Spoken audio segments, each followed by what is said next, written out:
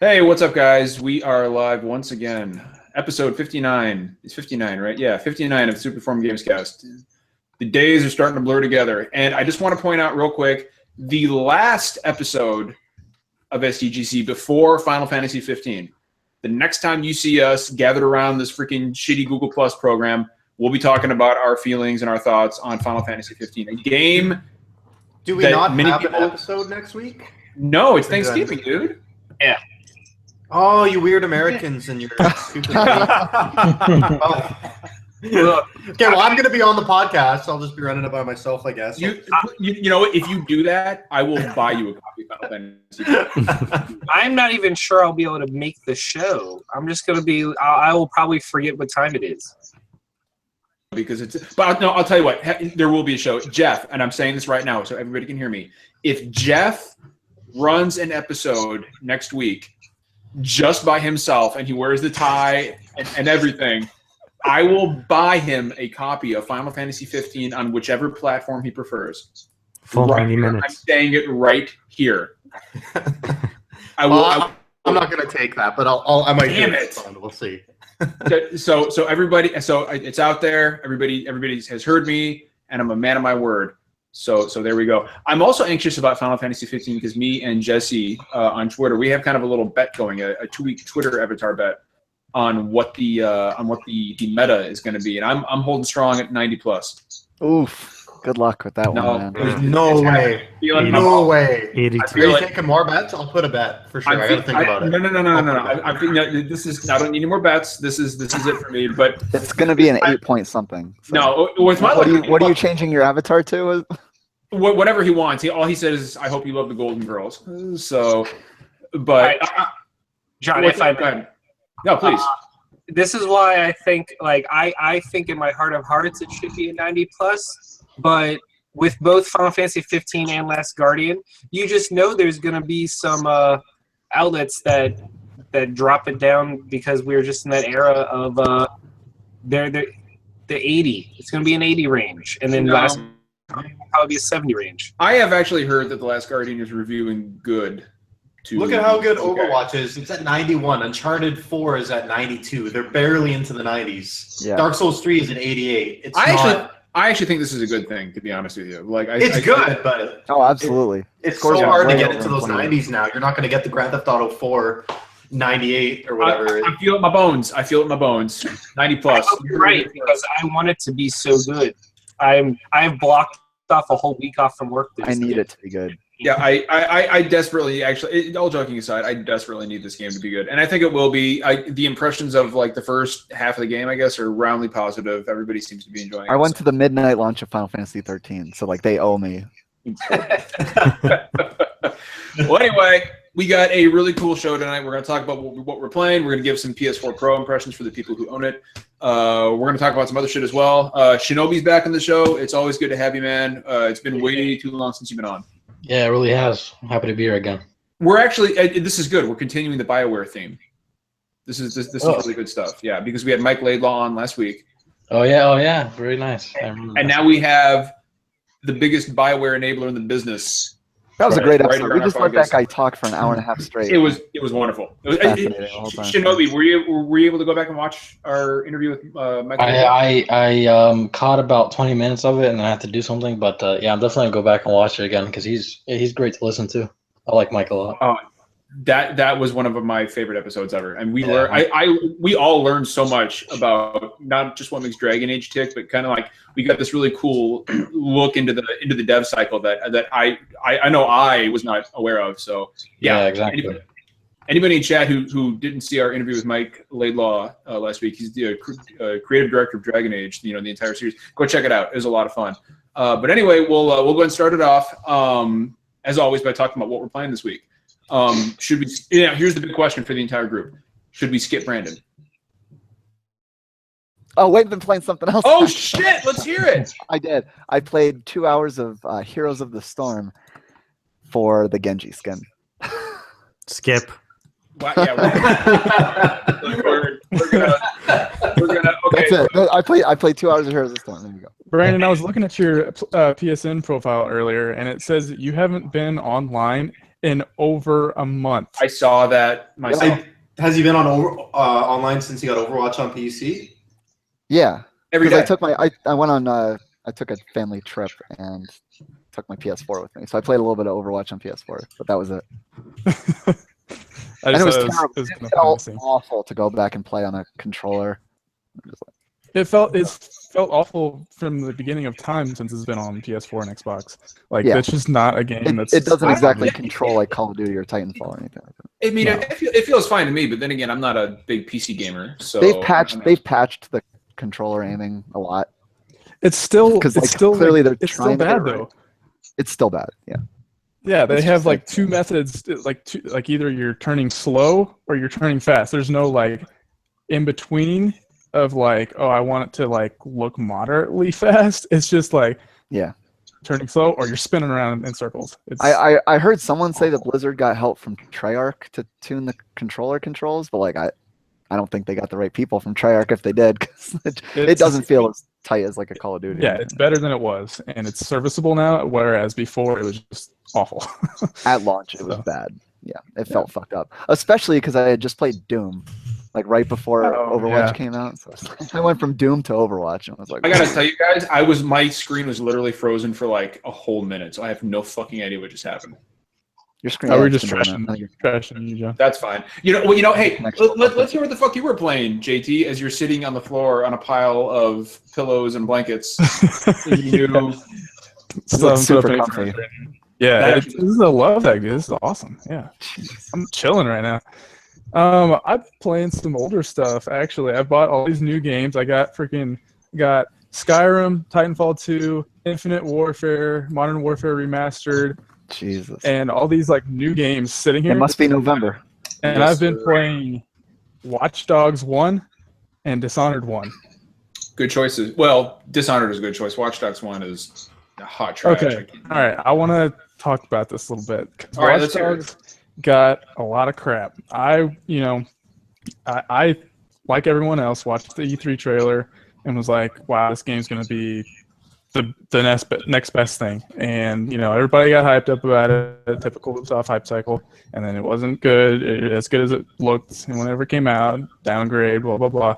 And so I just kind of like nodded my head along with everybody else, like let everybody else play it, whatever. You don't have to play every single game that comes out. I've taught myself that over the years, you don't have to get everything, and it's kind of hard not to. But so I just kind of let it go until it was like $10 like a couple months ago, and I was like, sure, why not? Bought it. It came, put it in my backlog. And so I have this weird thing whenever like new games come out or sequels to games come out that like everybody's playing Watch Dogs 2. So, oh crap, I haven't played 1. Well, what am I missing? Like I don't want to just jump into 2. It's So not like the story continues. Yeah. yeah, well, yeah, I know, but it's just like, well, I'm never going to play the first one if I get 2. And that would be perfectly fine. And I'm not gonna like step backwards. But I started it up and went through the missions, and like my first reaction is like, this isn't as bad as everybody was saying. Like this is actually pretty cool. It's got a lot of good ideas. Like I was tweeting about it the other solid. night, and what were you gonna say? No, I'm just saying it's solid. Yeah, it's a solid game. Yeah. So like I was tweeting about it the other night, saying how incredible it was that the city is. I guess I've never been to San Francisco. I've never been to LA. So this is like the only city that I would have this with. But I was able to like navigate the city based on my memory of Chicago. Watch Dogs 1 is set in Chicago.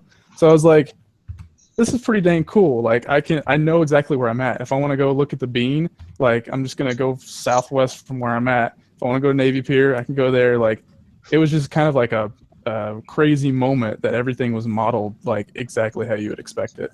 And I thought that was pretty cool. Like the traversal is okay, and the driving sucks. It's certainly not without its bad marks. But Like that's the stuff I look for out of this genre. Like I feel like, yeah, like the GTA clones, they do a great job of always improving on the combat. Like Saints Row has better combat than any GTA. Like Watch Dogs has better third person shooting than any GTA. But you're spending so much time in these games driving from A to B. Like GTA nails the driving. Like, yeah, the combat sucks. You have to use the lock-on aim on consoles, but like they nail the driving. They get the radio stations. They're interesting to listen to, and they make the A to B fun. And then like you play a lesser GTA clone, and they, like I said, they improve in certain areas, but like you're driving around in these games constantly, and if it doesn't feel fun to drive, like I can't play the game like that unless they do something I totally else. Like agree with it. if they do like superhero power, like Saints Row went in the superhero power direction. I don't know. Like my issue with Watch Dogs is that like I'm a Chicago native, and you know, if you like. Aiden would have been killed in gang violence in like 10 minutes. Like that's so it completely breaks the immersion for me, right? Like if Aiden dressing like he did, like which is like a child molester. I mean let's call it spade a spade. Layers upon layers. Aiden dresses like a child molester. I'm sorry, but if a guy is walking down my street, let's just break this down. Aiden is walking down the street. Like I got in a car when I was playing Watch Dogs 1. I played it for about 10 hours before I was like, this is me. I got in a car and I drove down to the burbs, right? And I was like, oh, this looks like Wheaton. I know it wasn't Wheaton, but it looks like it. I get out of the car and I'm just walking down the suburb, right? I'm walking. I've got this long trench coat on. I've got a mask on. I've got like a fucking revolutionary cap, and my hands are in my pockets. And I'm just walking slowly down the street. And, you know, this woman and her child just passed me, and they're like... The hands in the pocket animation is the best thing about Watch Dogs. And I'm like, I'm sorry. If I'm living in the burbs and a dude in a fucking trench coat is with a face mask on, is walking down the street with his hands in his pockets and his head hunched down, I'm calling the fucking police because he's going to open that jacket. Don't forget, he puts the mask up, too. He puts the mask up, and because I know if I see this guy in the street, at some point that jacket's going to open, and there's going to be a dick right there. Going back to what Brandon said, would you say the hands in the jacket of Watch Dogs is the closing doors in the Division? They have like all their games have like this one little detail that everyone remembers.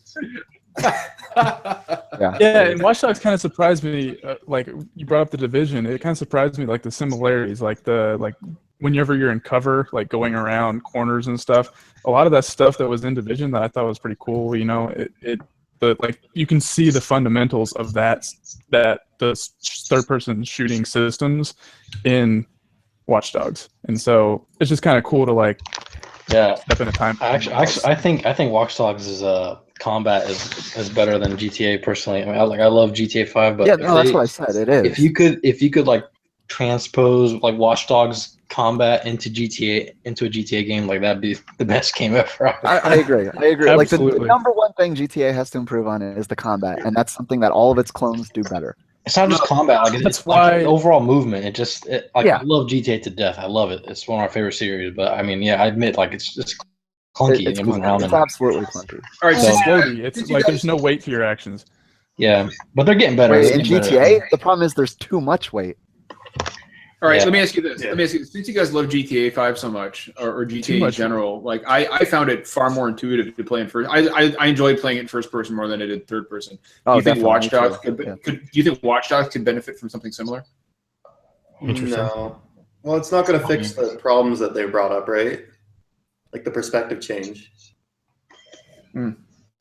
That's a good point. I mean, GTA 5 is still the same game in the perspective. It's just like if you've already played it in third person, it was cool to go back and try it again in first. But JT, it didn't necessarily make the game better. Your issues with the driving in Watch Dogs is my issues with the Grand Theft. Like they don't have staying power just because like the shooting isn't fun. You know, like the GTA Online stuff, whatever. But there's not the that controls much just feel so unresponsive. There's not that much shooting in GTA. The vast majority of the gameplay is doing stunts, driving from A to B, and then you get there and you shoot people for like 30 seconds or whatever, and then it's over. But you're driving for most of the game, and that's what they focus on. And but the best part of GTA why is the I driving. like Watch Dogs better, because even in the first one, and especially in the second one, which I'll get to later, when you drive, the ability to hack the pylons and the steam bursts and everything, it makes driving a lot more engaging for me, because in GTA games, after a while, it just gets boring. Yeah, I think we're talking more like mechanically though. Like the systems in Watch Dogs are totally so much better. It's like you can do so much with the driving. You know, like the traffic signals to like make the cops get off your tail or whatever. Like that stuff is pretty awesome and unique to the game. But like I feel like Watch Dogs driving is like the Overwatch on consoles equivalent. Like the dead zone in it is just so bad that you can't like accurately aim where you want to go all the time. I mean, so much of it for me comes down to the radio stations. Like, because just driving isn't radio the most stations, exciting thing in the world. Honestly, Like, GTA has always, since the very first game, made it a priority to make the radio stations interesting and exciting. And Watch Dogs, man. I think Laszlo was probably the best thing about GTA 3. Absolutely. Yeah. A soft spot for Laszlo and Chatterbox. But I don't know. like, I thought Samuel Jackson was the best part about it. I mean, Tenpenny was probably my favorite character in the entire series. Yeah. But and then another things Watch Dogs did to expand the radio stations, you had to like hack radios and steal the song from them or whatever, and that just makes the soundtrack for the first half of the game really thin and lame until you go I'm around noticing and like collect getting in more a car. songs. Yeah. Yeah, and like the same song's playing that was just playing 5 minutes ago. But I Yeah. do like the stuff like the like you go to a famous landmark and you can like check in like you would on like Foursquare, Facebook, or whatever. Yeah, and Watch And Dogs so 3, you like have to take all a of selfie. really is that what you do? Yeah. I just think like the more like hip stuff is kind of cool. I don't know, it's more modern than any other game, really. the second game looks way more interesting to me Oh. because it takes more cues from GTA, obviously. And I think that's a good thing. Has anybody here played the second game? Yo. Yeah. Just Matt. Matt Okay, and me so- are going to talk about it. I assume. Yes. I was going to say let's go ahead and move on because JT, you're talking too much. Well, fine, I'll just leave. Fine. Bye. Bye. Don't go. Okay, bye. No, don't go. All right, Jeff. What are you playing this week, man? So last week I finished up Infinite Warfare campaign, which is really, I haven't played the Battlefield campaign or Titanfall 2, but Infinite Warfare was really, really good. Like, nothing groundbreaking, but I haven't played a ton of COD games, so I don't know. Maybe it's the same as the rest of them. But Did you play Advanced Warfare campaign? yeah, that one was really good, and I think this one was actually even better. Okay, good, because so I liked Advanced I Warfare. played the first Modern Warfare, and I played like 3 hours of Ghosts, and then I played Advanced Warfare. That's it. But no, Infinite Warfare, like it's paced really well. There's actually like side missions, and they were actually fun for the most part. Yeah, I don't know. It had a lot of cool gameplay mechanics. There's some zero-G combat, which is I would have liked if they used that more. But they've got a lot of the future stuff from Advanced Warfare, the double jump or the boost and the wall running and stuff like that. But no, it was just kind of a surprise. I didn't expect anything from it. I got it bundled in with my Xbox One S. Jeff, let me ask you this, man. Like, what did you think of the jackals? They're fine. I just hold down lock on and they just auto fly and then you just shoot them. I was going to ask. It just doesn't seem it. Like that was the one thing about Infinite Warfare that I was kind of excited. I was like, oh, cool, space dog fights, and they ended up being almost like completely on rails. I knew it was going to be on rails because in Advanced Warfare there's like a hover bike section or something, and they're basically on rails too. So when I saw it space combat and everyone was getting excited about it, I was like, I know exactly what this is going to be. But yeah, I guess I understand disappointment there. Well, I guess I kind of did it to myself, right? Because I'm a huge fan of Battlefront, and I'm like, oh, cool, and then I was like, this is not what I was anticipating it would be. So. Yeah, I don't know. I'm a victim of my own hype. Yeah, and I've been playing Watch Dogs 2 as well, which is kind of a good jumping off point from what JT said. Like, I really liked the first game as well, and I agree with everything everyone said. Except I actually liked the driving in one, and I'm the only person I know that liked it.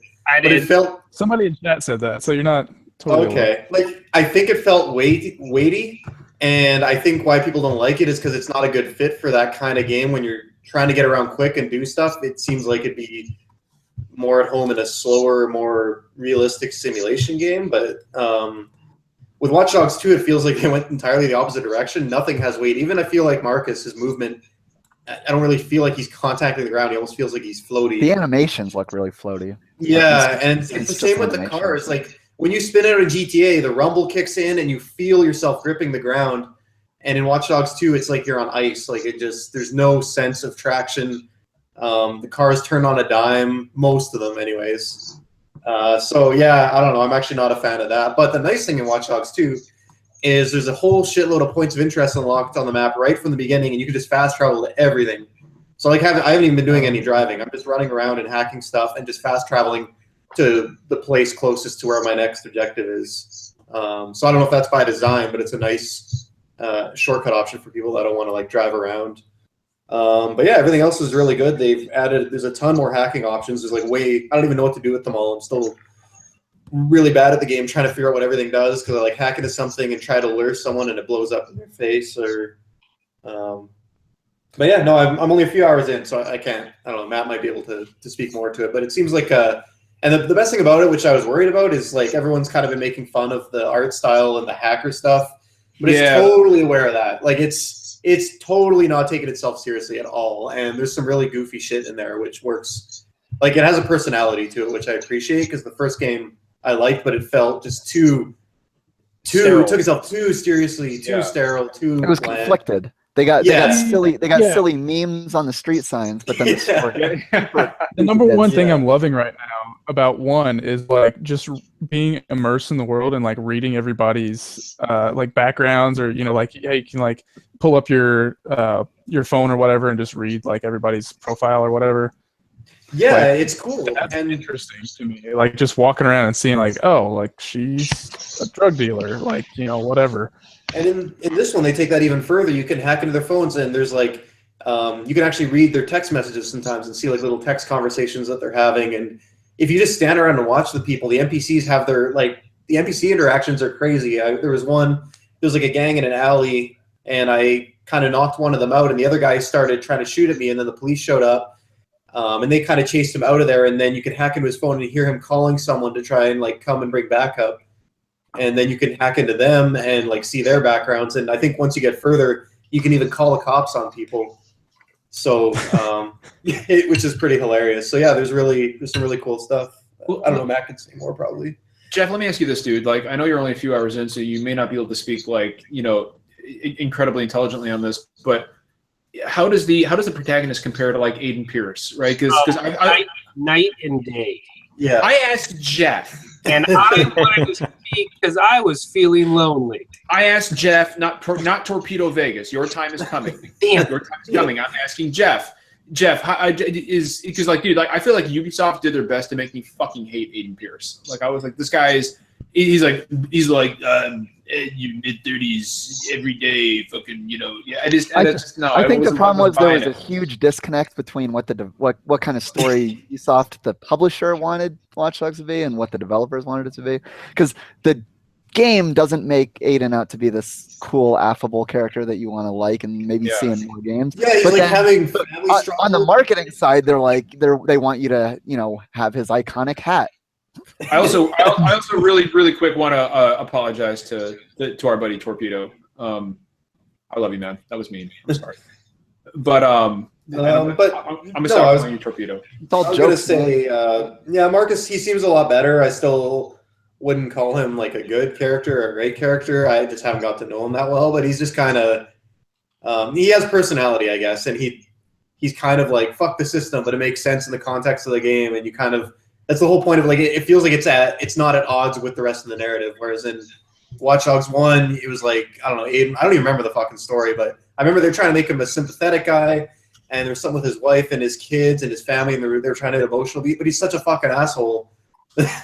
Yeah, I can't get on board with that. Like I just can't. Well, it was his fault that his family got killed. Yeah. He fucked with the wrong people, and it was a vengeance story about vengeance. Here's the real question. Yeah, but there's nothing wrong with that.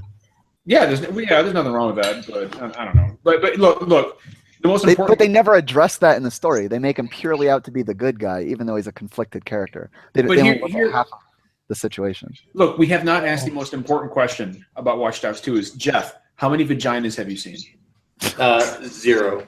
No vaginas. Okay. No, cannot confirm nor deny the existence. Well, I'm sure they're there, but don't do it.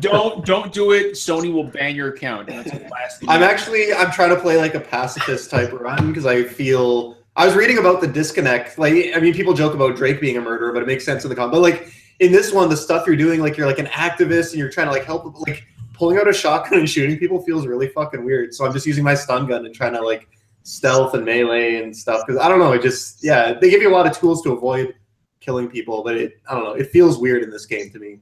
Maybe I'm alone.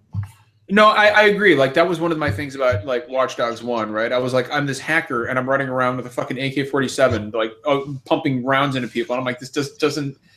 Yeah, that's something that Super Bunny Hop brought up in his Watch Dogs 2 review, is that he thinks that they should just get rid of guns entirely. Just make it a pure hacking stealth game. Hacking stealth would be fucking amazing. People would bitch so much. Though, Well, exactly. It's a game. game for the mass market. You can't make a GTA clone and take away the guns, right? Basically. Unless you're going to replace them with something like superpowers.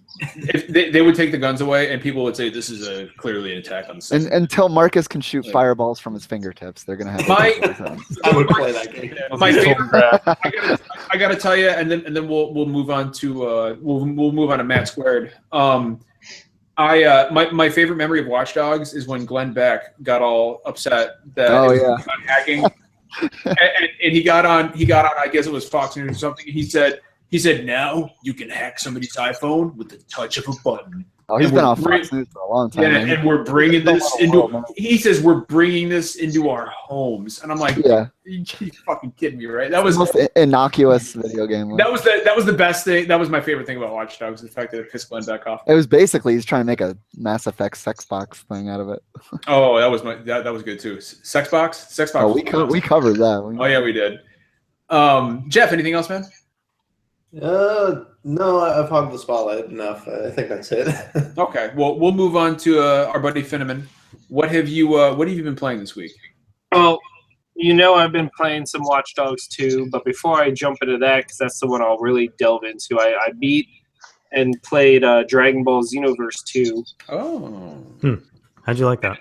I liked it a lot. This just must be the week of sequels kicking its predecessor's ass, because it is far and away superior in every way to the first game. And no one's ever going to be playing Dragon Ball Xenoverse 2 at an esports convention or anything. It's just not a balanced game like that. But damn if it isn't fun creating your own character and customizing them with all your favorite people, and then just kind of going to town on a bunch of what if storylines. They don't even follow the real plot of the show. They're just like, here's a bunch of what ifs, go have fun, make your guy. And then I just thoroughly enjoyed it. I'll probably be going back to it every now and then, play with friends. But the big game I started playing this week was Watch Dogs 2. And Jeff brought up a lot of good points. Like, first of all, I'm also playing it semi-pacifist. I only use my taser and I only knock people out, but that's how I pretty much play every game that gives me the option to. So weak. It's not Marika. That's not how we do it in Marika.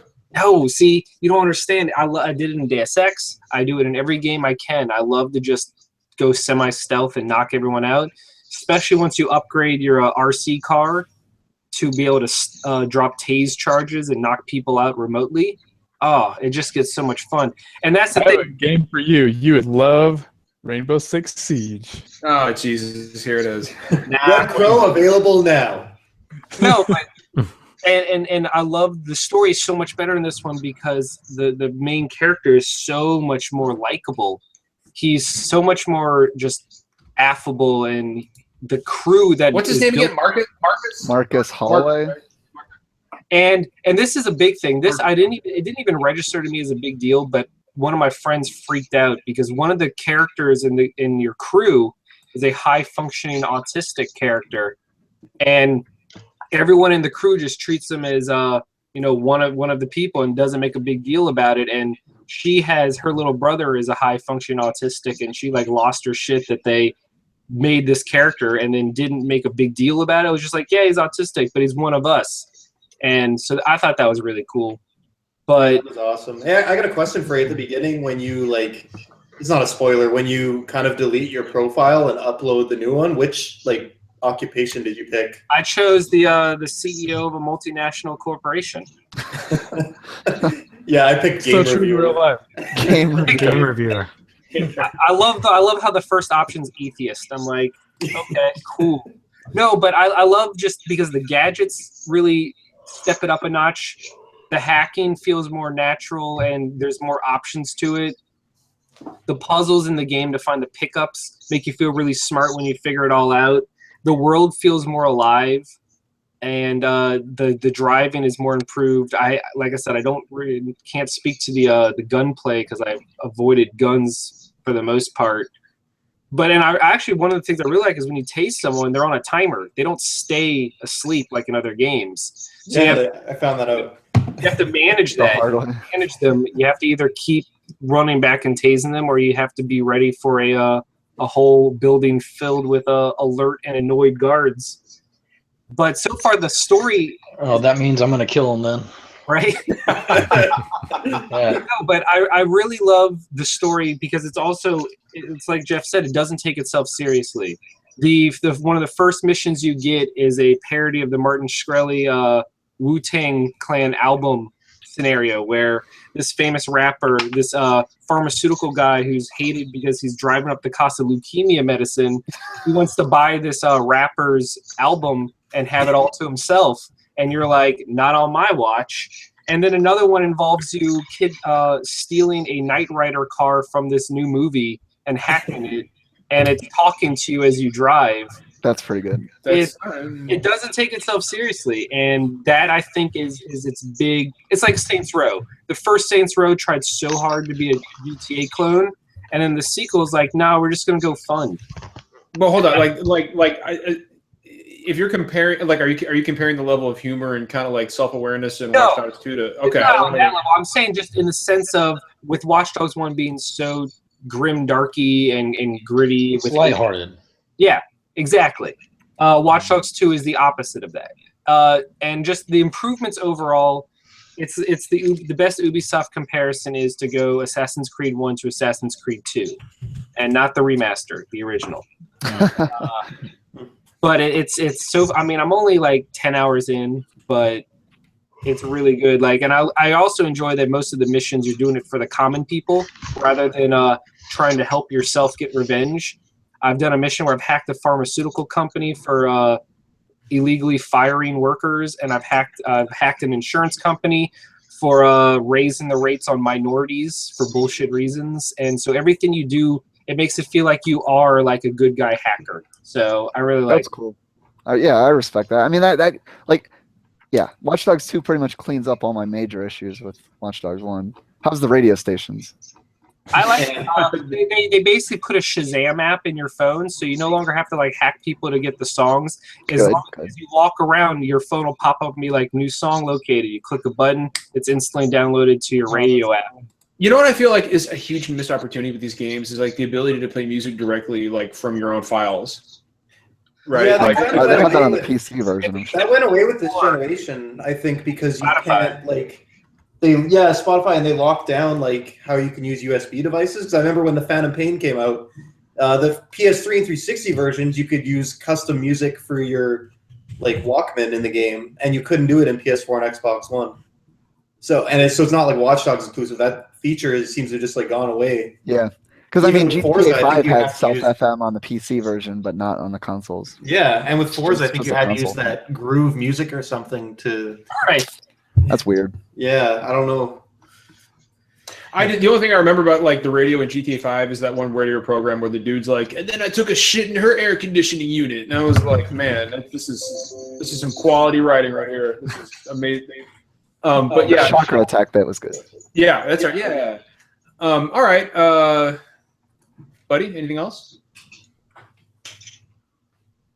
I'm speaking to you, Torpedo. Nope. I mean, tomorrow is Pokemon, and then I will be playing Watch Dogs and Pokemon for 2 weeks, and then Final Fantasy 15 comes out, and my life is set.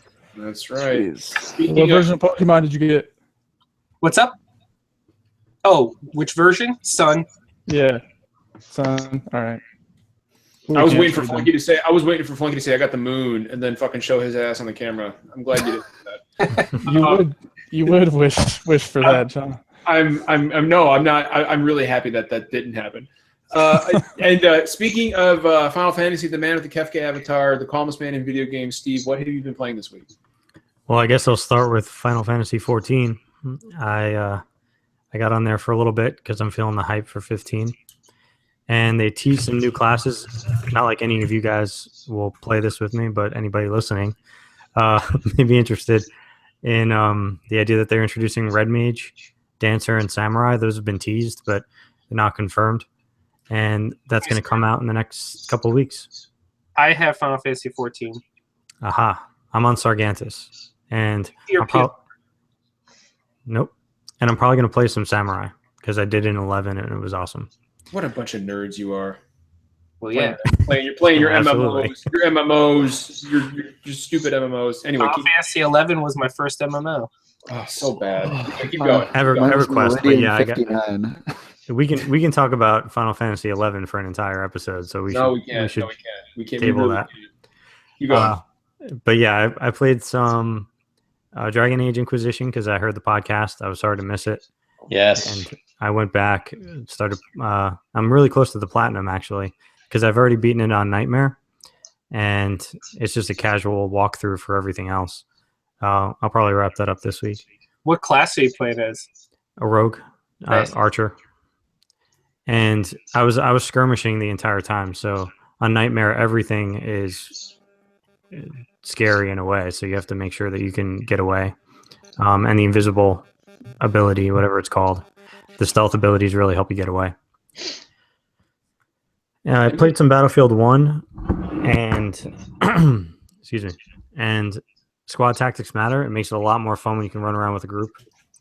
It's just a different game. If you haven't played Battlefield 1 with a group of people, you haven't given it the chance it deserves because it's really fun when you can hold down a point way in the middle of the battlefield. Even just 5 people on the objective can make a big difference. I actually just got back into Battlefield 1 today. I saw Vicky's got it too, so we all gotta get on. Yeah, dude, Vicky's upstairs playing it right now. Actually, as we speak, she is addicted to Battlefield 1. Nice. It's pretty cool. It's pretty cool having a spouse who loves to play video games. I got to tell you, it's pretty fucking awesome. Yeah, that is awesome. I agree. And I played some 2K on SharePlay. And for those of you who've played it, or maybe are thinking of playing it, there's no sound. They won't let you hear any sound, any of the announcing, any of the sound effects. And Really? yeah, 2K Studios have said this is on purpose for some reason. I guess they want to, I don't know, discourage people from sharing the game like this. That's fucking crazy, dude. No shit. Yeah, I've done some troubleshooting for it, and I just haven't figured out a solution. And I played some NHL 17 because they get me. They get me like every year. But it's still fun. They brought back EA Sports Hockey League. They just left out some of the things I enjoyed about it the most. Yeah, the Obviously. NHL games over the past, and I'm speaking as a huge hockey fan, like the NHL games over the past, especially NHL 15, like Jeff, you remember that, dude? Like that was a fucking travesty. Like the shit that they cut at NHL 15 was just unconscionable. I picked it up and then I fucking returned it within 24 hours. I was like, no, I can't support this. I didn't even buy it, which is a shame because they released NHL 13 and then NHL 14 came out after PS4 and Xbox One launched, but they were like, no, we're not releasing this year because we're going to take an extra, like a full 2 years to get the first iteration on next gen ready, and then they launched it with 15 and it was like, what the fuck? It was so bad. It was terrible. It was Like they literally cut half the features. It's not hyperbole. They like took everything out that people actually used. I couldn't believe it. Yep, and half of it was no. still missing. Half of it was still missing in NHL 16. That's right. EA Yeah, EA Sports Hockey League was one of those things that just wasn't fixed. It's not. And then they brought it back, but like they got rid of weird things. Like me and my buddies, we always used to make our own custom jerseys for our teams and stuff, and now you can't do that anymore. I don't know why. Yeah, it's really weird. The customization has gone down, and divvying out attributes is a little different. I actually like that better because you used to have people who just played a shitload, and so all their stats were padded, and they could just like turbo down the ice, and all their shots were maxed out at like 100. I used to call them Canadians because they were all Canadian. Yeah, every time I hop on, the guy I'm playing is like from Vancouver or Montreal usually. But yeah, I do miss that aspect of it. It didn't bother me that much at all. I didn't mind getting on defense as like a 83 overall and just playing my position. That was still fun. And if the guys are like 96 overall, go ahead and play forward. I don't care. All right, Steve. Anything else? That's all I got to this week. Okay. All right, Shinobi, our guest, our old friend, man. What have you been dipping your toe into this week? So I've been in like gaming nirvana the past. You've been playing so much. Like your Twitter feed is ridiculous. I've been checking you out on Twitter, man, and you were kind of all over the place. Dude, it's just it's been working out because like I just picked up the Samsung 4K TV, which looks incredible, and my wife, she's pregnant, so she's far along, so it's working out because she's getting tired like a lot earlier every night. So This works out for you. Yeah, enjoy it. Absorb that while you can. oh, I am. That's what I'm doing because she's like, I'm getting so tired, and I'm like, I'm egging her on. I'm like, yeah, just go rest. You should go to bed. Exactly. Yeah. I didn't go lay down, and it's like 8:39 o'clock. That's it, and she goes to bed. I'm like, this is awesome. So I just go in my man cave. That's it. So yeah, actually, past week and a half, I've beaten Gears 4, which I loved. I love Gears as a franchise, one of my favorites. So that was really great. They're definitely making more of that because given that ending. Then I beat. What was the other one I beat? I beat Titanfall 2's campaign, which was incredible. Great fucking game. Yeah, definitely one of the best shooter campaigns I've played. What was the name of that mission again? Second Cause. Second Cause, yeah. Yeah, What a fucking revelation that level was. Yeah, I was getting trippy in that level, man. I was like, what? Especially like I'm not gonna spoil a lot, but like some of the sequences where we had to like do it in rapid succession. Yeah, it kind of gave me like the Portal vibes. Like I was It felt very Valve. Yeah, like that one part where you're falling through the shaft and have to switch between the fire. Exactly. Yeah, that was one of them. And like how you have to wall run on the sequences, like on the different panels, like in the mid flight, you have to like change the dimensions and stuff. But overall, like Titanfall 2.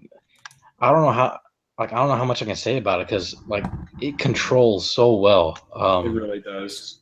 I honestly think it's probably, I used to say Call of Duty is probably the best handling like mechanics wise shooter, but my God, Titanfall 2, like it's just so fluid. Running and sprinting on walls, jumping on, kicking people's face in, while you're in midair, and just the aiming and everything just feels it's incredible. So I love that. It was pretty short, but it was short and sweet, so I thought the pacing was perfect. And just last night, I beat Deus Ex: Mankind Divided. Nice. Yeah. So you finally figured out how to beat that guy? Yeah, well, dude, I turn the difficulty down all the way to easy. I'm like, okay, this is crazy. Just so I can get past this guy. And even when it's on easy, I don't understand. I don't know if like the devs like QA this or something, but like even on easy. How did you fight him? Because all I did was stealth him and walk up and. Well, I'm getting to that. So yeah, like I'm just saying initially before I figured that out, like I had it on easy, and just his shots and like they had turrets everywhere, and like I would die in a few seconds. I'm like, what the fuck? This is easy. Like this is on easy difficulty. How the hell am I dying? Anyway, yeah. So when I put on Twitter and everyone said you can just cloak and taser his ass, I'm like, oh, okay. So yeah, I cloaked and just tasered him and he was out. So, but overall, like Deus Ex, definitely my top 10 this year overall because the level design was was excellent, very intricate level design, and so many ways you can like approach combat scenarios and the layout of levels. The writing was great. Voice acting, Jensen's always great as always. So good. Yeah, Alexis always does a great fucking job. Dude, his voice can like put anyone to sleep. It's incredible. I wish I sounded. Yeah, visually, it was very stunning. I love cyberpunk environments, but like one thing was really weird. The ending felt really like abrupt. I don't know if you guys felt that way. If any of you played it. Yes. Yeah, I'm not gonna like spoil it, but it like I literally felt like maybe I was 3/4 of the way into the game. Like by the time the ending came, I'm like, wait, isn't there's more? There has to be more. Like it can't. It didn't feel like it ended on a high note. It just felt like it ended like just. So it's the Order 1886 of 2016. This isn't an excuse for it, but I'm hoping the DLC fixes that. Right. Yeah. It's weird because by the end of it, like I didn't feel like I accomplished like a lot like I did in Human Revolution. It felt like it was kind of like just a small story, and I was just, I stopped this little terrorist organization, these little plots, and that's it. And, like I didn't feel like I completed like this big picture conspiracy, But anyway, And probably last thing is like right now, a couple hours ago, I fired up Infinite Warfare. So, you know, I don't really care about the multiplayer too much. Call of Duty anymore. I think the last multiplayer I played was probably Black Ops 2, which I liked a lot. But still, most of the campaigns, and I'm loving it so far. Like I'm only in. I just got control of the ship, so like I'm a sci-fi nerd, so it's all of it is like I'm just taking in all the like the sci-fi goodness, all the sights, and like visually, it's stunning for a Call of Duty game. I was not expecting a Call of Duty game to look this good. Well, Call of Duty games usually look pretty good, right? They do overall. Like they start this generation. They've really kicked into high gear. Like even though they're on some old ass engine, I don't know what they're using now, but dude, like they look good now. I mean, the character models are freaking incredible. Like I was looking at it, I'm like, damn, this is good. Yeah, Jon Snow still has some lifeless eyes, but aside from that, it looks pretty good. The other ones don't. Yeah, so that's that. But dude, like the PS4 Pro, I know you guys talked about it probably when it came out, but you know, actually, no, we haven't yet.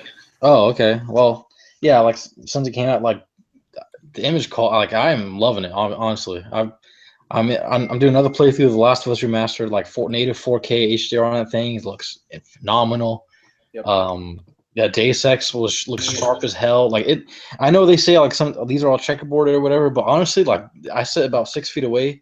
I have a 60-inch, this Samsung 4K TV, like about 6 feet away from it. Dude, it looks. I can't see like any jaggies like anywhere. It's incredible. Watch Dogs 2 looks amazing. And have you tried Ratchet? No, I haven't tried Ratchet. I heard that's a really good one to try. Ratchet is the best looking game on that. Yeah, it might be the best looking game on that system outside of Uncharted 4. It looks incredible. I've got a little bit to say about that actually, but I want Shinobi to finish. So. Well, yeah, that's pretty much what I was saying. I mean, like all the games, like Deus Ex. What was the other, I just said Titanfall 2. Oh, Titanfall 2. I'll play it on Xbox. People are really getting on me that like, why'd you get? Because I had a picture of Titanfall 2 on the Xbox and then Skyrim on PS4. I'm like, why'd you get Titanfall 2 on Xbox? I'm like, well, anyway, because I fucking chose to. Like, people were giving me shit for buying Skyrim on PS4. I'm like, Shinobi's just respecting the marketing deal. That's all. Right? The marketing deal. The marketing deal. well, he's a man of dignity. See, I mean, like, I understand because people were confused because I have the PS4 Pro. Obviously, it looks a lot better on there. They're like, why? So I was like, all right. The reason is people, anyone in chat, whoever's, I don't know if you guys are any curious at all, like, because I just have like this slight OCD thing. So like, I have the first Titanfall on Xbox One. So like, I'm like, okay, I have to keep the sequels together, like on the same platform. It irks me if I have like Titanfall 2 on PS4 and Titanfall 1 on Xbox One. Like I have them next to each other on the shelf. So like, I don't know. It's weird. If it makes you feel any better, Shinobi, that is the exact reasoning why I got Titanfall 2 on Xbox One. Well, there you go. See, I'm good. Yeah. It bothers me if they're split between systems. Yeah, that's all it was. So I put up. It killed me to buy Rise of the Tomb Raider on PC because I had the first one on PS4. But yeah, I can totally relate. It's like one of the major reasons that I don't have an Xbox One is simply because I've got like several in bronze. I'm like level 22 in my score on PlayStation Network. I've got all these fucking trophies. What's that? You're invested. I am, yeah, and it's like I don't. Now I'm just like Brandon said. I'm invested in that ecosystem, and I know that I would never buy a single multi-plat game on the Xbox simply because like I would finish it, and then I'd hop on PlayStation 4 and I wouldn't have the trophies for that game, and it would fucking gall me. And I know that's ridiculous. But I am a complete trophy hound. Like I'm addicted, and I know it's a problem, and I should probably get some kind of counseling. No, it's not ridiculous. I feel the same way. Like I like having a unified, platform that I can go to and see the progress on all of my games. It drives me nuts them being split up. Like if I'm playing on Steam, playing on Xbox, whatever. That's why I'm glad like the Xbox stuff is going to PC as well, so like I can play PC games and still get Xbox achievements. That just like I only have 2 to manage now instead of. I don't. Maybe I don't understand how this works. I don't even understand why it's split up to begin with. Like if a game ships on PS4 and Xbox One, are the achievements are the exact same, right? It's just the trophy versus the score. Like I don't. Well, it's just trophies versus Chivos. I don't know why it can't like. be done on the game side, and then your accounts, you know what I mean? Like if you could just unify everything and it was done on a game basis instead of on the network. Like, yeah, but that I don't know, man. That would mean like some kind of cross pollination between Xbox. Live yeah, that's probably right, I guess. And I don't know. Like I know that like cross-platform play is one thing, but like actually exchanging data between the two is a whole different thing. Like, and I'm afraid that like it would be a cool concept, but I'm afraid that one, it would be completely untenable, but two, like it would open either network up to all kinds of nasty shit. So I just We're losing you, John. I don't know. It'd be cool though. Hey Shinobi, how's did you ever finish your man cave? Because I saw all the pictures of it slowly coming together. No, not yet. Still in the construction. I got a few things to get. I got more like shelf decorations to get. I got a lot of what do you call them? Like models, you know, some video game models from different IPs coming in, you know. So I'm almost, it's almost coming together real well. You know, my wife, she comes in and puts, you know, throws a bunch of stuff in here around too. So I like every now and then I have to do some cleanup. But overall, you know, I got the throne in, you know, last week. So I saw that, dude, looking good. yeah, man. Nice DX racer chair. Yeah. Right? Feel good. It is. It's real nice. You got to invest in a love sack, man. I got one of these back here, dude. This thing is fucking amazing. I'm sitting on right now, dude. I'm about to fall asleep. Dude, seriously, like I almost can't game in this thing because I'll just pass right out. Right. Yeah. So. All right. All right, buddy. You got anything else you're playing this week? That's pretty much it right now. Like I said, just starting up Infinite Warfare, so really excited to keep going with that. Okay, awesome. Thanks, dude. Yeah. What are you playing, John? Well, let's talk about that. First off, I've been playing a shitload of Dishonored 2. I am a huge fan of the original Dishonored, and it was I'm realizing how good it is right now. It was my game of the year when it came out, and it was just such a refreshing game. I have never played, or rarely, no, never. I've never played a game that kind of gives a player that much choice and freedom to approach a stage or a level or a mission, you know, however they will. And Dishonored 2 takes that concept. It hasn't changed much. The core gameplay remains very similar. But of course, there are some, there are some expansions upon the idea. One being there's actually 2 campaigns now. I've already beaten it as Corvo. I did a high chaos kill, and I got the dark ending. And now for my Emily playthrough, I'm doing a low chaos, no kill, all stealth. I'm trying to remain completely unseen. And I got to tell you, it is improved upon the first game in both subtle and really, really blatant ways. And the first one being the level design was already phenomenal in Dishonored. But Dishonored 2, it's not quite open world, but the stages themselves are far bigger, and there's so much more to do. Right? There's little side quests peppered throughout that was something I felt like Dishonored kind of could have done a little better. There's about 1 billion different more pathways to find your way to an objective. Like there are some levels I've played through 4 or 5 times, and I have yet to make my way to the target the same way twice. It's really cool, and I'm actually having more fun playing as Emily than I did as Corvo, because her powers are just fucking awesome. Her most important power is something called Domino, right? What you can do is you can link other enemies. You can link, as long as you upgrade it, you can link up to, I think, 4 enemies to each other. So, like, if you hit one guy with a sleeping dart, then, the other 3 guys he's linked to just fall asleep because you've linked them all. And so what I did, and I did it just to see if it would happen, and I reloaded my save because I want to do a no-kill playthrough. But she's got another ability called Doppelganger. And it's basically a clone of her, and she'll run off down an alley, and the guys will chase her. But I discovered you can domino link your doppelganger to other dudes. So what I did was I linked her to 3 other dudes, and then one guy ran up and started attacking her, my doppelganger, and all of a sudden all the heads of 3 of his buddies just fall off, and they crumple to the ground. And he screams, drops his sword, and runs away. And I was like, that was fucking amazing. That was awesome. As Corvo, but it's not just Emily too, right? There's really cool little combinations you could do. Like as Corvo, Corvo he's got a different set of powers. He can stop time. He can possess animals. His blink ability is a little different than Emily's. She kind of like has this. Oh, Brandon, almost like something out of the darkness, like this dark tendril. Okay. Reaches across. Now you're speaking my physically. language. Yeah, it kind of like physically. It even sounds similar, but Corvo he just teleports. Is it voiced by Mike Patton? No, unfortunately, it's not more.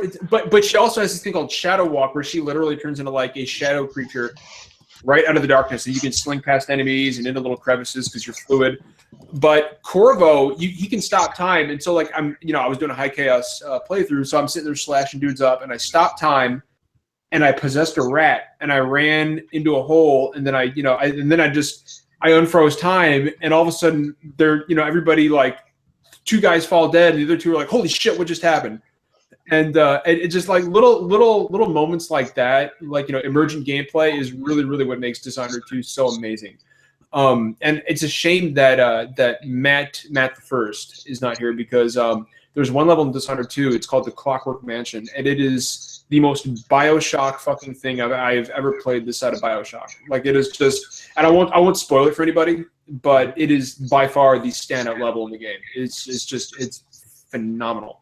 So I'm loving Dishonored 2. It is right now a super strong contender for me for Game of the Year, if not my Game of the Year so far. Awesome.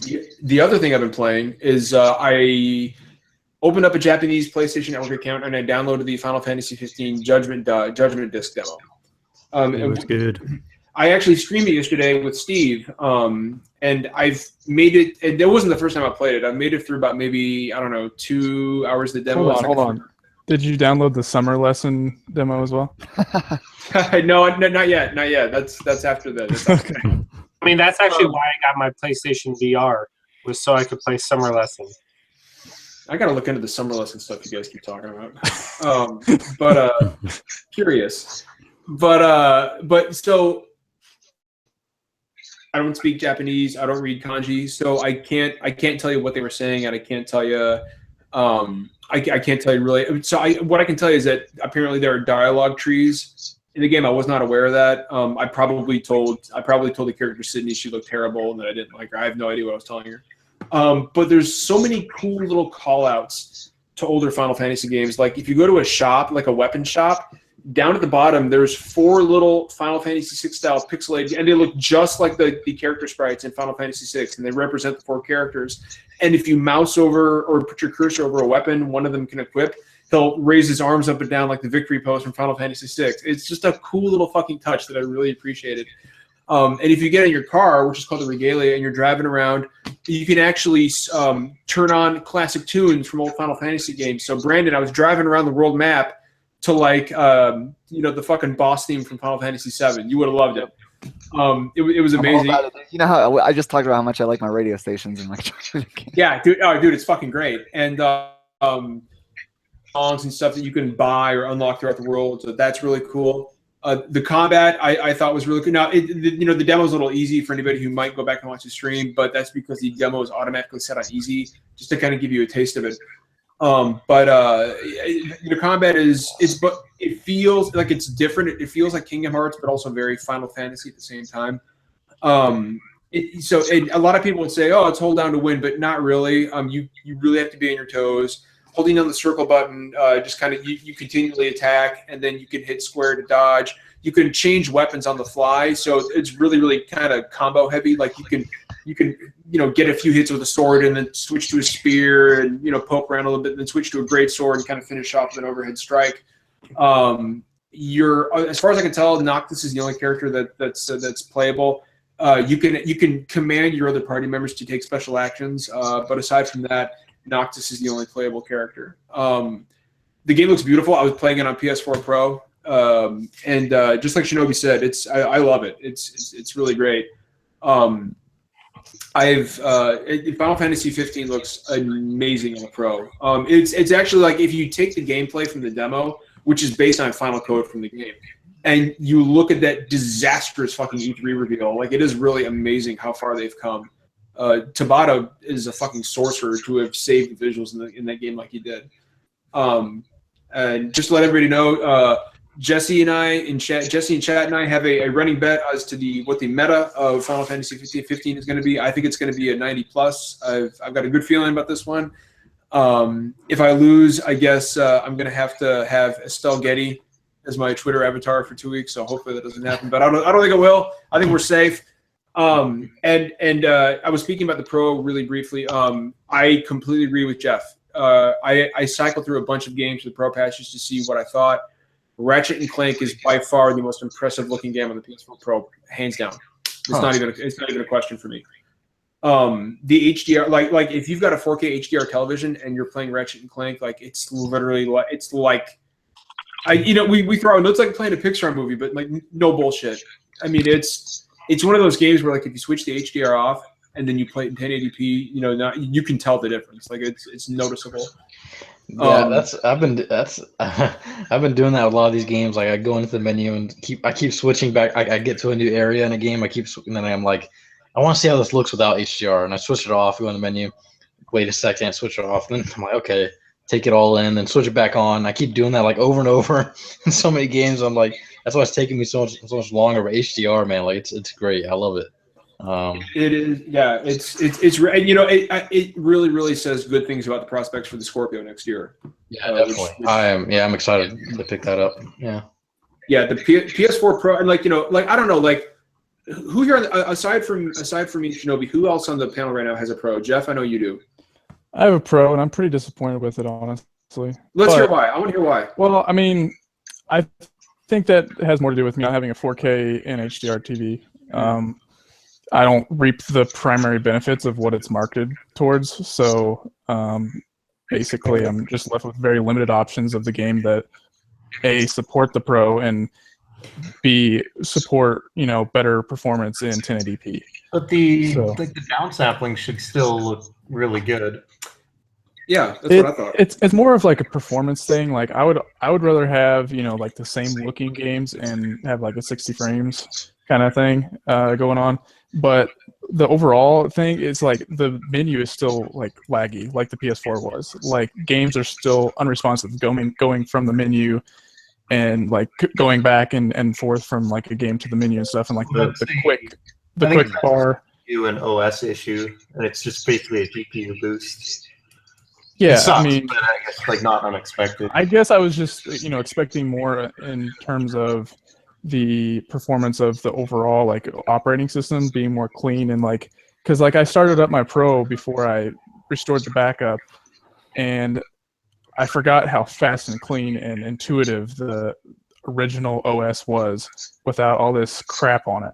It's fast, it's zippy, and it's I don't know. I just wish it would have catered more towards being more intuitive and quick and fast, because that's what I hate about the Xbox One OS right now, is like everything is just so slow and laggy, and I just want things to feel good and like navigate well, and it just doesn't do that for me. You got to hold out for that stability patch, man. It's coming, dude. There's this one today, wasn't it? Have you tried rebuilding the database? I'm guessing you did. Like 72 times. Yeah. I mean, it's a brand new console. Yeah, I know it's weird because mine is like, and my old one even, like my OS has always been generally responsive. I don't get lag or anything like you're describing, so I don't. Yeah, same here. Like, I mean, I agree. I don't know. Maybe it depends like how much stuff you have. I guess. I mean, it could be a hard drive issue too. Like I've thought about that before as well. That's but, true. I'm on a hybrid solid state, so.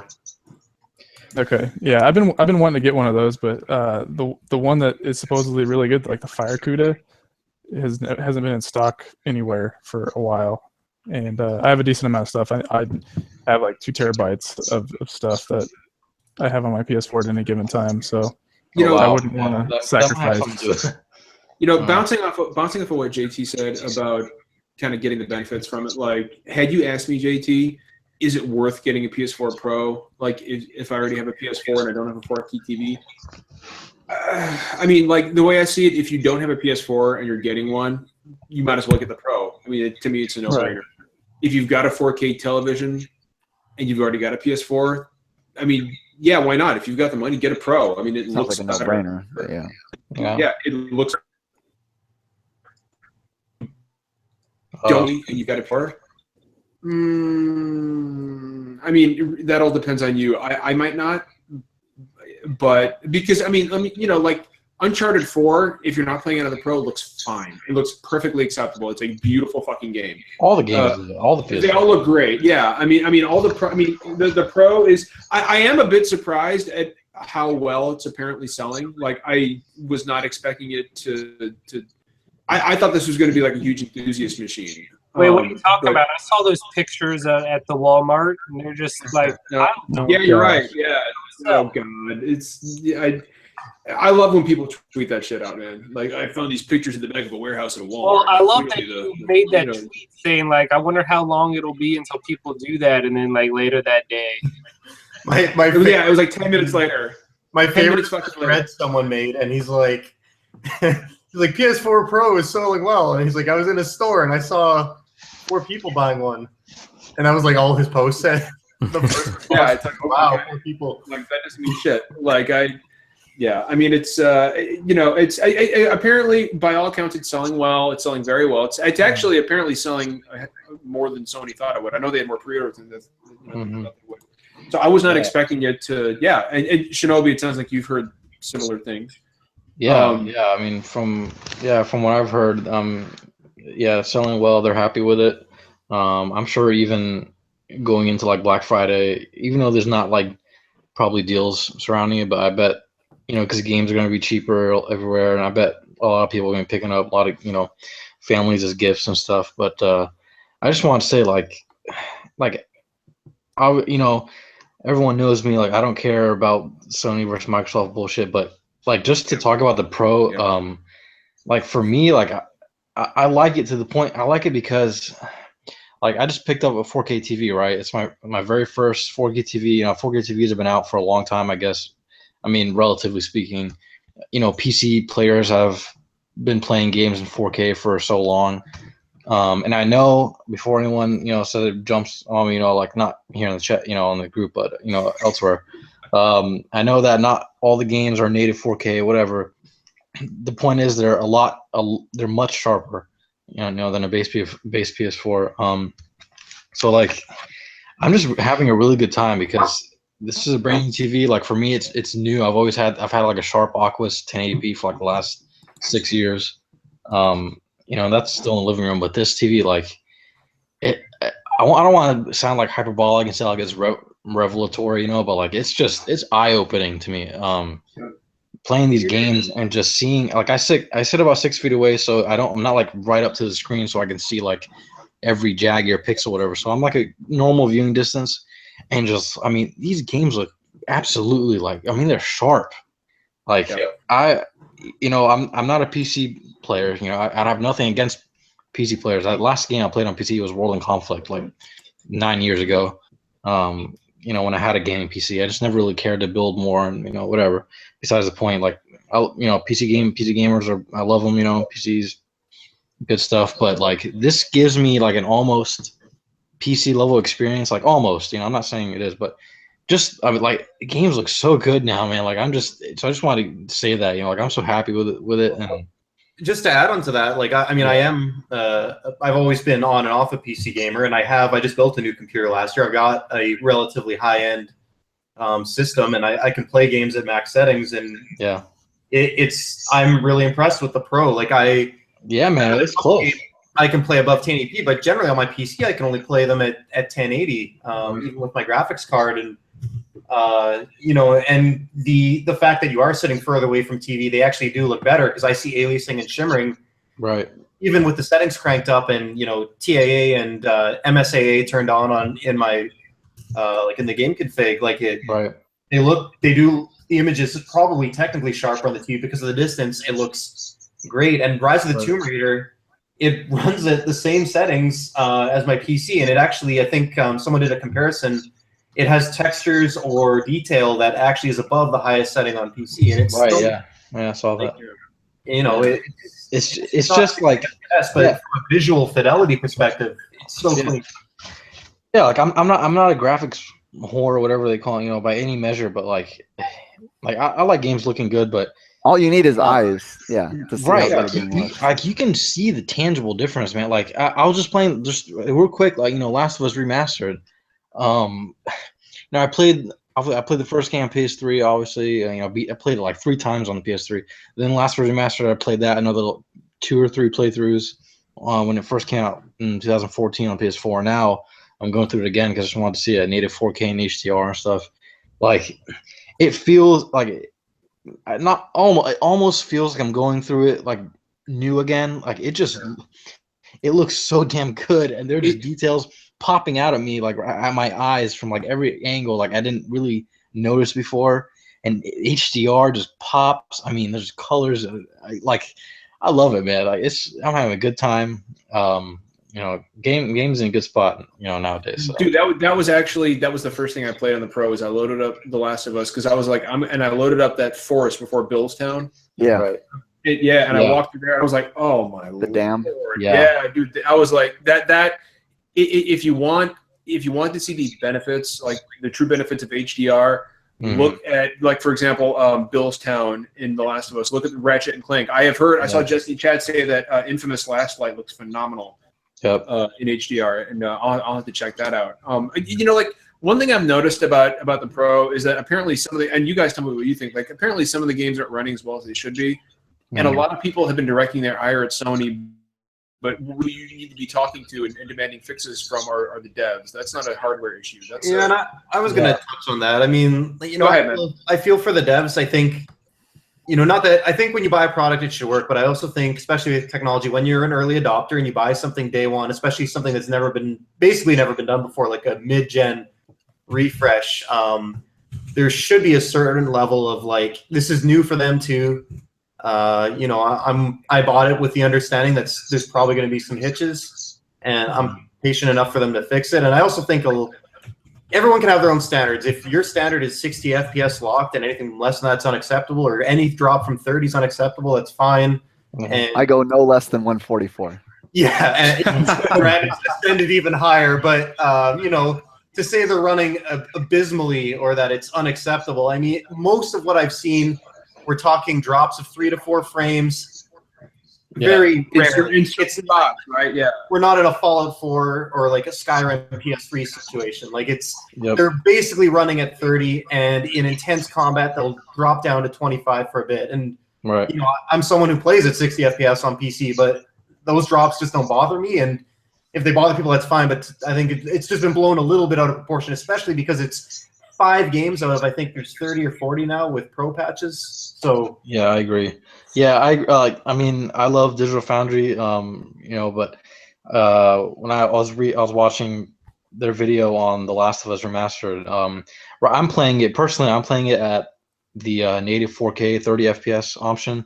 I love 60 FPS. I can definitely feel the difference, but I just wanted to see native 4K with my own eyes, and I mean, yeah, you've already played it once in 60. Might as well play it on your road, yeah. Right. And actually, to real quick, also, like, I'm surprised. Like, I don't know if it's like the TV screen or what, if they did something, but like, I mean, it still feels like really smooth at 30. Like the motion, I don't know if it's like the motion blur or something, or how, whatever, like the input lag. Because it's a locked 30. I mean, when it was running on PS3, it was like 24. So it still feels good at 30. But anyway, I was watching a Digital Foundry video, and like I saw Richard was saying, it's it's a massive disappointment. Like, he literally said it's a massive disappointment. And I'm watching the video, and I'm like, okay, and it's literally it's running at like 55 frames per second at like a few seconds. And then next, a couple more seconds, like 57 frames a second. I'm like, okay. I'm like, really? Like, it's a massive disappointment. Like, you wouldn't even no one would even notice that. Yeah, even I would. I agree. It should. I can notice frame rate changes pretty well, and that wouldn't bother me at all. Well, I mean, most people would most likely not really notice it. Obviously a lot of people have good eyes. They're really accustomed to that stuff, attuned to it. But in general, though, most people wouldn't really, wouldn't bother them to the point where like, oh man, this is a huge. I mean, frame rate drops when you're on a console game when you're playing with a controller don't impact you the same way as frame rate drops. It's like with a mouse On and a keyboard. mouse. Yeah. No. On a mouse, you can feel every little drop, but on a controller, it's not as big of a deal. But and I agree. Like the games, they should run at parity. I mean, they should not run obviously slower than base PS4. But it's I mean, at the same time. It's a launch console, man. Like I'm like guys, they'll iron it out. Like it's not that. Yeah, that's what I'm saying. At the same time, it's new hardware, and these developers. I mean, a lot of these games. I think it's these a lot to ask of them. Like this is something completely new. It's like, oh, by the way, here's another build that you have to optimize for. These guys, especially if they're just console oriented only. I know that's increasingly less and less these days. But if you have somebody that is used to optimizing for only PS4 or only a couple builds, on the plus side though, to be fair, I mean Sony did a really good job with that, trying to make it as simple as possible for devs, because I mean it's literally using the same CPU. It's just a 30% faster, the same exact CPU. It's the same exact. It's literally two of the same GPUs. So it's not like it's like this brand new architecture where devs like, oh man, I gotta tailor. That's true. So Sony did a really good job, making it as simple as possible. But overall, though, like I said, it's a new console. I mean, it's a new, actually not a new console. It's a new, hardware spec. So I'm giving devs obviously some leeway. These first launch games. So I don't think it's as big a deal. Yeah, if it's still happening 6 months from now, then yes, it's exactly. That's exactly what I was gonna say. Like I hear all this coming from you guys, and you all have either 4K or HDR or both. And I think down the line when 4K becomes the norm, whenever I get a 4K TV, HDR TV, whatever, and more games start coming out that support Pro from the get-go. Like Watch Dogs 2, that launched with Pro support. I think I will be more happy with my Pro purchase for one, and other people will too. You'll stop hearing all these complaints. According to Jeff, Watch Dogs 2 looks fucking amazing on the Pro. Yeah. I'm super jealous of you guys who are getting to see this at 4K. John, I got to run out. I got to head out. That's fine, man. That's cool. Hey, dude, don't worry about it, man. You got to go. I just wanted to say real quick, Shinobi, it was great being on the show with you for once. It was fun talking to you about games. Same here, buddy. Another nice meeting you, man. Everyone enjoy the last 10 minutes. I'll see you not next week because it's Thanksgiving, but I'll be on the show the following. All right, take care. Bye, you'll always be in our heart. Torpedo Vegas out. Nice. Wow. He just left early because he wanted to do that. Yeah. That's exactly what happened. Right. So we don't have a whole lot of time left, but I did want to touch on the Game Awards nominees. I really bottom line, I don't know. What do you guys think? It's about what I expected. I was surprised at the lack of Xbox representation, to be totally honest with you. Well, yeah, it's not. Isn't it? I mean, it's based off a jury, right? So it's based from different publications, and they. I think so. Yeah. That's how it works. It's basically all these different various journalists from a few dozen websites, and they all come together and they nominate what they think should be Game of the Year. Or they nominate their list of, Game of the Year contenders. So what happens is so Gears 4, I played it, I thought it was fantastic. It's in my top 10 list this year, but it just means that these journalists, at the end of all the counting and stuff, they didn't get into those top 5 contenders, which is. There was a lot of good games this year. It was tough competition. It really, really was. Well, I mean, if you look at the Game of the Year, you got Doom, Inside. I'm so happy to see Inside up for Game of the Year. Inside is phenomenal. Truly fucking deserves it. If you haven't played it, if anybody hasn't played Inside, please do yourselves a favor and go check it out. It's fucking. You will be thinking about the ending of that game for the next month. Brandon wasn't impressed. Yeah, Brandon's over there. I don't get it. I think it's a good game. It didn't change my life. Although sorry, I only thought it was like a 9 out of 10, not a fucking 10. I thought you didn't even like it at all. But No, I liked it a lot. But if you Okay. don't love everything, then people think you hate it. It's because No. you can only love or hate something. You can't just like It's it. the Right? modern game review scale, right? A 9 is like the buy on sale. Yeah. somebody. I don't know. It was one dude in Gaff got pissed off because I said I only liked it, and he was like, "Oh God, you fucking hate everything." I think I just remember. No, I liked Inside. It was a good game. I think anyone should play it. Yeah, I just Somebody in chat says Dark Souls 3 is disappointing. What the fuck is this shit? dude. I disagree. Some of the posts in that thread. I think some guy said when he looked at all the nominees, he's like, "Man, it was like what a bad year for games." I'm like, "What?" Yeah, that dude's fucking talking crazy. about? This year has been amazing. Exactly. If there's one thing to say, 2016, it's the amount of absolutely amazing games that we got this year. I mean, yeah, like shit like the indie scene's been popping off too. You got shit like Hyper Light Drifter and Stardew Valley, and Tony's my boy, and I love him. He'll probably listen to this, but Tony, when you said that 2016 was a bad year for games, I can't be on board with that. no, I mean, I just can't. neither can Not I. even close. I feel like this is the peak year in this generation so far. Like it's Definitely. We just, haven't, and we Unquestionably. haven't even Final Fantasy hasn't even come out yet. The Last Guardian hasn't even come out yet. So we still You got got, like, yeah, Gravity Rush, like, yeah. there's still some big AAA games coming out. I know Brandon is happy to see Overwatch up for Game of the Year. I know. Absolutely, yeah. Overwatch, Titanfall 2. Glad to see that on there. Because it is, and of course Uncharted 4, which I think will probably win.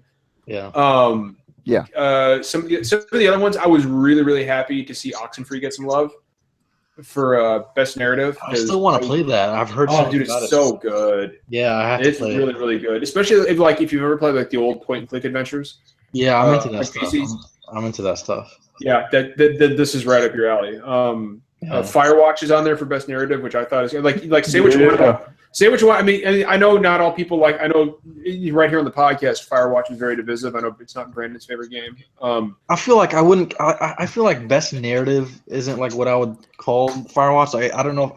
I feel like I would. I voted for it for best art style. Best art style. But I feel like I would call like you can't beat Ollie Moss. Yeah. Yeah, it's just personally I would call like best dialogue, like or something like that. Because like There was some good lines. Yeah, I two love other people like, are up most for best first engaging- performance. it was just like the connection, like the chemistry between Delilah and Henry. Like it was just perfect. I loved it. It was like two people just chatting up, having a good time, and I was into it.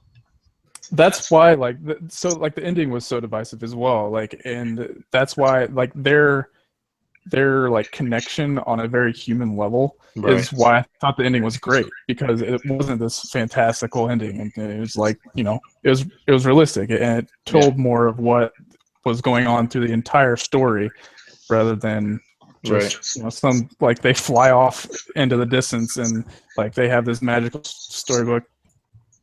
Right. Well, yeah, and that's the thing. That's why I loved Firewatch's ending, because like it just ended like it would in real life, right? Like there was no bombast, there was no, there's no cliffhanger. It just ends. It ends with a whimper, but that's how most situations in life end. And I feel like Firewatch was a great microcosm for just a situation that a man found himself in. It was just an ordinary man.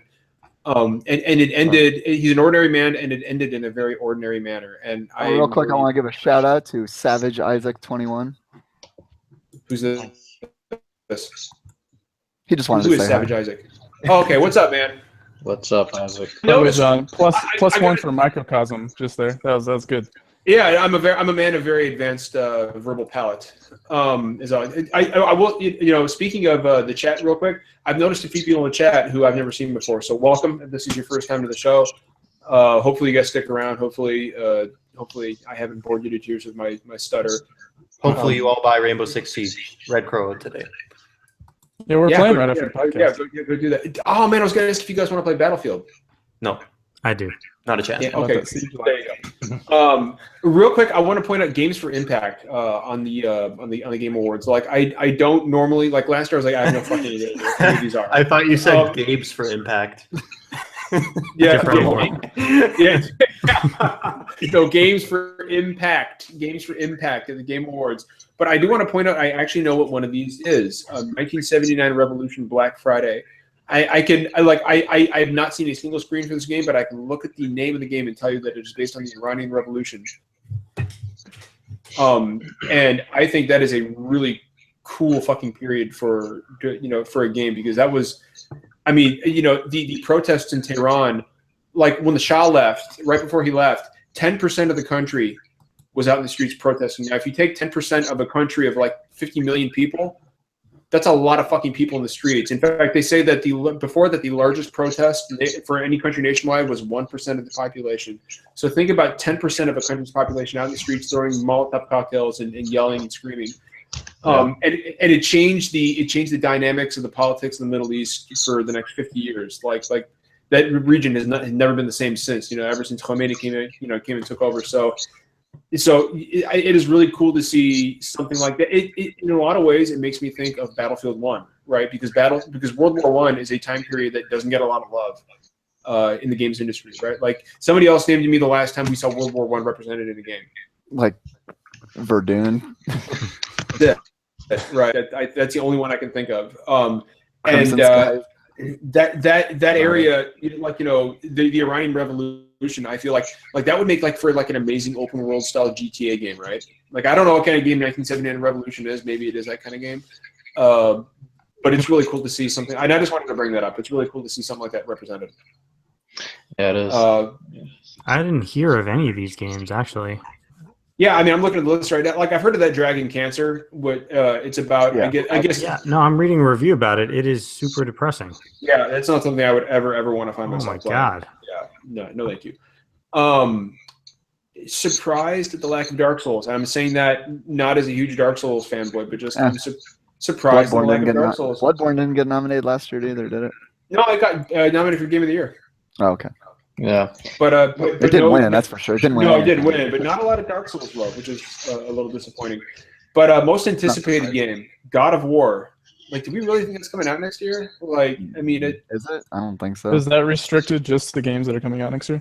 I don't know, but I mean, all the games here are coming out next year, like Horizon Zero Dawn and Mass Effect Andromeda and Red Dead Redemption. Red Dead Redemption, that ain't coming out next year. Well, Mass Effect. No, they can say it's coming out next year. I have faith, man. I believe. I want to. They believe. have it slotted for the fall, I think. May 2018. Watch. I want to believe, man. Well, hold on. Flunky says, "Come for John, stay for Flunky in chat." That's good. Why would you say that? Some dude said that he saw you in a different podcast and he loves your videos and stuff, and this is why he's here watching now. And you come here and you love my opinions, so you stay. I do, right? I do have opinions on your opinions. I don't know if I love them or not, but I definitely have an opinion. That is fair. Oh shit, dude! It's after 10:30. We should probably start wrapping up. We talked so long about the games we've been playing this week. We didn't even. That took up the whole show. We weren't able to. I'm fine with that show. This is a games podcast. We had a big crew tonight. It's fine. No, I'm not complaining about it at all. I mean, last week we devoted the entire episode just to our guests. So it was a great. I do want to say, like, real quick on Trendy Gamer, like, I know Angry Joe, and I know Boogie, I know Daniel Dwyer. Who the fuck is Jacksepticeye? He is a NeoGaffer, actually.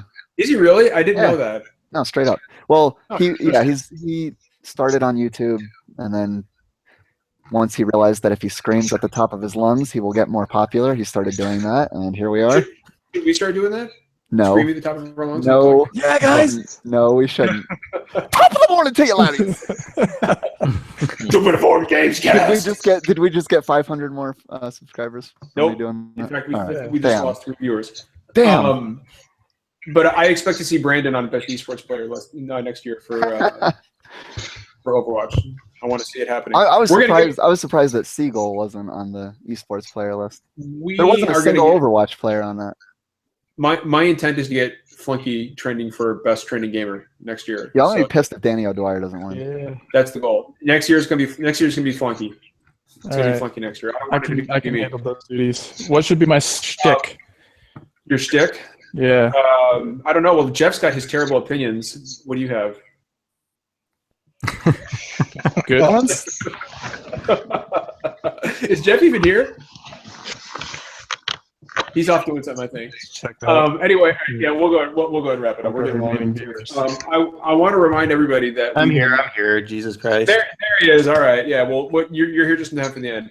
I want to just reiterate that we will not be here next week. We're taking the week off for Thanksgiving. I know, except on the off chance that Jeff, like I said earlier, if Jeff hosts a one-man podcast next week, I will buy him a copy of Final Fantasy 15. You heard it right here. So, Jeff, just something to consider. He just has to sit here and monologue for an hour and a half. That sounds. I'm gonna filibuster the shit out of that. It doesn't even need to be an hour and a half. We'll say like 30 minutes. If you want to do like a 30-minute Jeff special on SDGC. The Jeff cast, Super Form Jeff cast. Yeah, the Super Jeff Form Jeff cast. Call it whatever you want. If you want to increase our female viewership, that definitely has to happen. And I'd suggest bathrobe instead of suit this time. Oh, that's nice. Corncob pipe. Pipe. Maybe Maybe like a snifter. snifter of brandy. Yeah. Now we're talking. Not bad. Make sure you Buy stick a your head up a little bit. fireplace. A fireplace. That escalated If quickly. you're watching, listening, welcome to the podcast. This is also the time where it goes to complete shit. This is about the time it goes off the rails. Really excited. The next time we meet with you guys, our loyal and devoted friends in chat, we will be talking about our feelings on Final Fantasy 15. I will finally have played something else other than Something Overwatch. else. Brandon will have something else to talk about. That's the real reason to be excited about Final Fantasy 15 is that Brandon's going to talk about something else. I want to play other games, but Overwatch is just that good. Dude, It Final pains Fantasy me is that going there's to all be these at games 144 coming out, frames. and I'm so into Overwatch that I just don't even care. I need to drive to your house and station intervention. It's getting We need. concerning. I don't know It's how good, we're man. gonna It's do it, but saving we me need. money. It's saving we me need to money, open dude. the next episode with just like a close up of Brandon's face, so we can read his reaction. When Yeah, he says anything. I would love that. Yeah, because everybody in chat, all you're going to need to know about the state of the game is just Brandon's facial expression. That's it. Like that's all you're going to need to know about Final Fantasy 15 is just the look on his face. I'm We need super to do it- excited. we need to do I a think new it's going to thing. be really good. I'm So going do I. into Final Fantasy 15 expecting to like it, even though Yep. Final Fantasy 13 killed my pets. That 90 plus meta, baby. I feel it in my bones. It's coming. 86. So anyway, I want to thank all our new friends in chat who have decided to join us. Thanks, guys. We hope you stick around. Go check us out, superdeformedgamescast.com. We got some reviews up there. My Dishonored 2 review is going up tomorrow. So hopefully you guys like that. Shinobi, thanks for joining us, man. It's been too long since you've been on. Yeah, it has, man. I had a lot of fun last time with you guys again. Yeah, dude. It's Thanks, always a good time having you on, man. And Gabe, I know you're going to be listening. We miss you, man. You're in our hearts and our thoughts, and of course, we'll see you in the DMs in like 30 seconds. So, anyway, as always, it's not always poetry. We don't always agree, but we always keep it real. I slur that up because I'm kind of drunk now. I've had a few drinks tonight. But you guys have a happy and safe Thanksgiving, and we will see you guys after Final Fantasy 15.